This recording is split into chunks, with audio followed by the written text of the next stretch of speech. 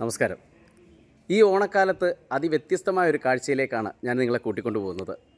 ഞാനിപ്പോൾ ഉള്ളത് കൊല്ലം ജില്ലയിലെ ശാസ്താംകോട്ടയിൽ ശ്രീ ധർമ്മശാസ്ത്ര ക്ഷേത്രത്തിനുള്ളിലാണ്. കുരങ്ങുകൾക്ക് ഇന്ന് സദ്യ കൊടുക്കുകയാണ്. വളരെ വ്യത്യസ്തമായ ഒരു കാഴ്ചയാണ്. ആ കാഴ്ച നമുക്കൊന്ന് കാണാം.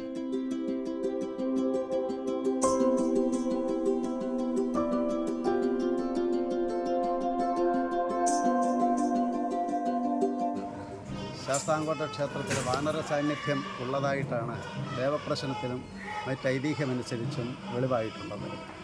മറ്റ് ക്ഷേത്രങ്ങളെ അപേക്ഷിച്ച് ഇവിടുത്തെ വാനരന്മാർ മനുഷ്യരുമായിട്ട് കൂടുതൽ സഹവാസമുള്ളവരും ഇടപെടൽ ജീവിക്കുന്നവരുമാണ്.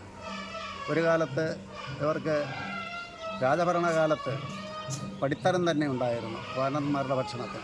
എന്നാൽ അത് ഇടക്കാലത്ത് വെച്ച് നിന്നു പോവുകയും ഭക്ഷണമില്ലാത്ത ഒരവസ്ഥ അവർക്ക് അനുഭവപ്പെടുകയും ചെയ്തു.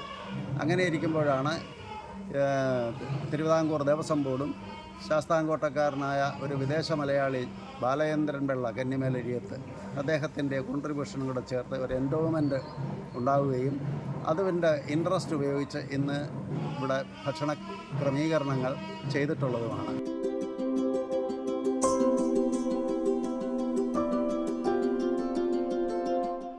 എന്നാൽ കഴിഞ്ഞ ഏതാനും വർഷങ്ങളായിട്ട് 10-50 വർഷത്തിലേറെയായിട്ട് ഓണം പ്രമാണിച്ച് ഉത്രാട ദിവസവും അത് കഴിഞ്ഞ് തിരുവോണ ദിവസവും ഇവർക്ക് പ്രത്യേക ഓണസദ്യ നൽകി വരുന്നു. അതിൻ്റെ ഭാഗമായിട്ടാണ് ഇന്ന് സദ്യ ഇവിടെ കൊടുത്തിട്ടുള്ളത്. ഇത് അവർക്ക് വളരെ സന്തോഷപ്രദമായെന്ന് ഭക്തജനങ്ങളുടെ ഒരു സന്തോഷവും അവരുടെ വിശ്വാസവും ഊട്ടി ഉറപ്പിക്കുന്ന ഒരു പ്രക്രിയയായിട്ടാണ് കണ്ടുവരുന്നത്.